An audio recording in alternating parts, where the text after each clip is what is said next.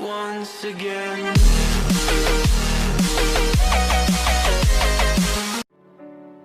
Halo, shalom. Salam sejahtera dalam kasih Kristus. Semoga saudara tetap diberkati Tuhan dan diberikan kesehatan, kekuatan, kehormatan yang sungguh luar biasa bagi kita semua.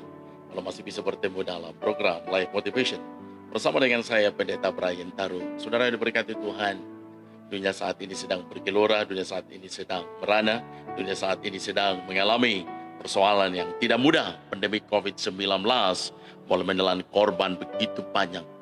Jutaan manusia terkapar oleh COVID-19, bahkan ratusan ribu orang boleh meninggal dunia. Saudara, ini bukanlah perkara mudah. Ini adalah sebuah tanda besar. Apa yang harus kita lakukan? Apa yang harus kita berbuat, saudara? Saya kira ini saatnya untuk saudara saling tidak mempersalahkan, tapi saatnya untuk saudara merendahkan diri di hadapan Tuhan. Dan kita mau melihat apa sih sebenarnya yang Tuhan inginkan dalam kehidupan orang percaya. Apa yang Tuhan mau dalam kehidupan orang percaya. Kisah 4 ayat 12 berkata, "Dan keselamatan tidak ada di dalam siapapun juga selain di dalam Dia. Di bawah kolong langit ini tidak ada nama lain diberikan kepada manusia yang olehnya dapat diselamatkan." Saudara yang diberkati Tuhan, ketika manusia boleh mendapatkan atau ketika dia boleh diperhadapkan dengan tantangan, diperhadapkan dengan kesulitan, diperhadapkan dengan persoalan, diperhadapkan dengan berbagai bahaya, maka manusia berusaha cuma ada dua. Satu, dia melawan, atau mungkin dia akan kabur. Saudara yang diberkati Tuhan, melawan manusia pun ada dua. Melakukan dengan kekuatan sendiri atau berbagai bantuan-bantuan dari luar. Tapi juga yang terakhir, dia merendahkan diri di hadapan Tuhan. Saudara yang diberkati Tuhan, Tuhan mau ketika kita diperhadapkan dengan kesulitan, ketika kita diperhadapkan dengan wabah, ketika kita diperhadapkan dengan pencobaan, ketika kita diperhadapkan dengan tantangan yang begitu besar ini, saudara, marilah saudara, janganlah kita mau mengandalkan kekuatan kita. Janganlah kita mengandalkan siapakah kita di hadapan Tuhan. Lebih baik saudara merendahkan diri di hadapan Tuhan dan kita tetap setia menjaga hidup saudara bersama dengan keluarga, tentu dengan kesehatan, kekuatan yang sungguh luar biasa. Mari saudaraku, berkali-kali saya katakan kepada saudara, jangan pernah menunggu orang lain untuk mengatur hidup saudara. Apakah itu pemerintah ataupun mungkin itu dari segi kesehatan. Tapi biarlah hidup saudara dan keluarga, saudara yang bertanggung jawab dan memahami tentang bagaimana kehidupan yang sehat adalah saudara. Dan yang terakhir saudara adalah bagaimana saudara membangun hubungan yang intim dengan Tuhan. Karena dengan adanya hubungan yang intim dengan Tuhan, inilah yang boleh menjadi kekuatan untuk saudara tetap memiliki pengharapan, memiliki sukacita, memiliki keberanian untuk menghadapi apapun. Sebab seorang pahlawan pun akan menangis, kata Alkitab, ketika diperhadapkan dengan tantangan, ketika diperhadapkan dengan kesulitan, ketika diperhadapkan dengan berbagai problem-problem kehidupan. Maka tidak ada orang yang boleh berkata, waduh saya masih bisa hidup baik.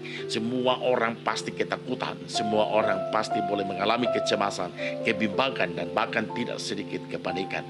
Mari saudaraku yang diberkati oleh Tuhan, ketika saudara boleh menghadapi tantangan, kesulitan, atau mungkin saat ini pandemi, jangan mengandalkan apapun. Mungkin manusia saat ini ada yang mengandalkan mungkin kepintaran, kecerdasan, dan apapun. Semuanya menjadi tidak berarti. Lihatlah bangsa-bangsa Eropa, lihatlah bangsa Amerika, dan berbagai bangsa-bangsa besar.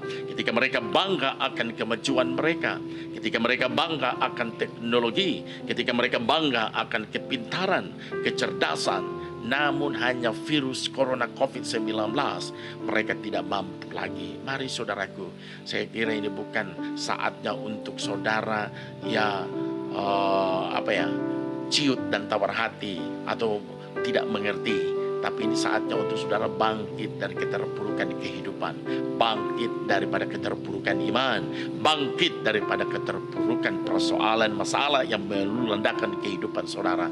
Tapi biarlah saudara tetap percaya bahwa ada pertolongan Tuhan, ada maksud Tuhan, dan tidak ada rencana Tuhan yang gagal. Rencana Tuhan selalu iya dan amin. Saudara yang diberkati oleh Tuhan, banyak orang ketika dia menghadapi tantangan, ketika dia boleh menghadapi kesulitan, saudara, mungkin dia boleh mengandalkan kepintarannya, dia mengandalkan kecerdasannya. Tapi ada juga ketika dia boleh menghadapi tantangan, mungkin dia bingung entah apa yang harus dia cari. Akhirnya dia saking bingungnya dia cuma berjalan di tempat. Ada juga yang mencari alternatif. Dia lewat jendela, saudara. Mungkin dia mau cari melalui sahabatnya, melalui teman, bahkan melalui jalan-jalan yang tidak benar. Kadang-kadang ketika saudara boleh diperhadapkan dengan tantangan, ketika kita diperhadapkan dengan kesulitan, kita banyak kali mengambil langkah-langkah yang tidak benar, mengambil langkah-langkah yang tidak bijak. Ada yang datang ke orang pintar, ada yang datang ke dukun, bahkan melakukan ritual-ritual yang tidak benar. Bukankah itu adalah kekejian di mata Tuhan? Saya mau berharap dan saya selalu percaya bahwa apapun yang terjadi saat ini, tidak ada yang terjadi tidak seizin dengan Tuhan. Tidak ada yang terjadi tidak sepengetahuan dengan Tuhan. Saya percaya semua seizin dan sepengetahuan Tuhan. Nah, kalau seizin dan sepengetahuan Tuhan, artinya Tuhan tahu, Tuhan mengerti. Untuk itu mari saudaraku, mengambil bagian yang paling terindah dan percayakanlah dirimu, percayakan setiap kehidupan saudara bahwa hanya Dialah Allah yang boleh menjadi pusat kehidupan saudara, pusat keselamatan. Tadi firman Tuhan di dalam Kisah Para Rasul 4 ayat 12, dan keselamatan tidak ada di dalam siapapun juga selain di dalam Dia. Konteks keselamatan di sini, saudara, adalah keselamatan kekal.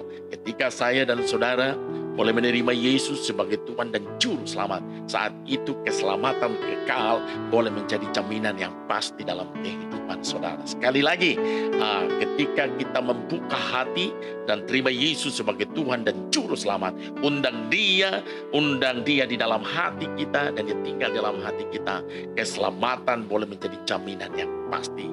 Namun saudara, kehidupan belum berakhir. Tuhan masih izinkan saudara hidup, bukan hanya untuk saudara berfoya-foya, tapi kita boleh menjadi saksi bagaimana Allah menolong saudara, bagaimana Tuhan boleh memberikan jaminan kehidupan saudara, apakah jaminan kehidupan kekal, dan yang kedua adalah jaminan kehidupan yang berkemenangan. Inilah jaminan Tuhan. Kenapa saudara Tuhan mau supaya kehidupan saudara, ketika saudara boleh menerima kehidupan yang kekal, tapi ada lagi satu jaminan yang harus kita jalani, yaitu jaminan kehidupan yang berkemenangan. Karena inilah hakikat kehidupan manusia. Ketika dia diselamatkan, ketika yang bersangkutan boleh menerima anugerah Allah, ketika yang bersangkutan boleh menerima kasih karunia Tuhan, saat itu juga Alkitab berkata Roh Kudus ada di dalam orang itu yang dibaptis oleh Roh Kudus ke dalam pribadi Kristus. Dan saudara, Roh Kudus inilah yang memberikan kekuatan. Roh Kudus inilah yang boleh memberikan kemenangan bersama dengan firman Allah yang setiap hari saudara boleh baca, yang firman Tuhan setiap hari saudara boleh renungkan, dan firman Tuhan yang setiap hari boleh saudara boleh menjadi panduan hidup saudara, boleh menjadi jawaban dalam kehidupan saudara.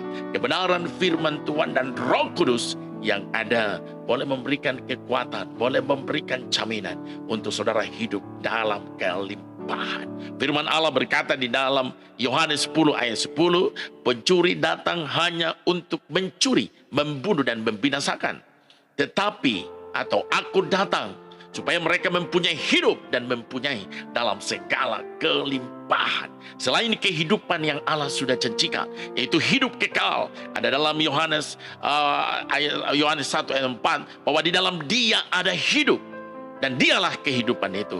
Saudaraku yang diberkati Tuhan, kehidupan ini Dialah Yesus yang menjadi sumber kehidupan. Dialah Yesus adalah pohon kehidupan saudara.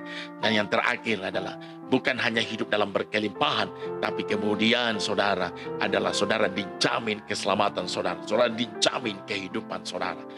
Saudara yang paling saudara takuti, yang ini saya udah beberapa kali ucapkan kepada saudara, adalah virus-virus dosa. Ketika ada sesuatu yang mungkin masih melekat atau yang masih mengganggu dalam kehidupan saudara. Apakah itu dosa, apakah itu tindakan-tindakan yang mengakibatkan dosa atau perbuatan-perbuatan yang membuat saudara mengarah kepada dosa. Tuhan mau supaya itu kita pangkas semuanya dan kita gantikan dengan tindakan dan perbuatan-perbuatan yang berkenan dan tentu memuliakan nama Tuhan. Marilah saudaraku, saudara tetap bersama dengan keluarga saudara, tetap dengan orang-orang yang Anda kasihi, supaya saudara terus boleh memuliakan Tuhan. Percayalah bahwa Tuhan Yesus Kristus adalah jawaban. Dia adalah keselamatan bagi saudara, keselamatan kehidupan kekal, jaminan hidup kekal boleh menjadi pasti di dalam Dia. Dan yang kedua adalah jaminan hidup berkemenangan. Dan yang terakhir adalah jaminan hidup ketika saudara boleh mendapatkan tantangan, persoalan, kesulitan, bahaya sekalipun, Dia boleh memberikan jawaban dan Dia akan menolong saudara. Dia akan menyertai saudara karena Dia yang sudah berjanji bahwa Dia tidak akan membiarkan saudara. Semoga saudara di saat ini sehat dan tetap diberkati Tuhan. Tuhan Yesus memberkati saudara. Haleluya. Amin.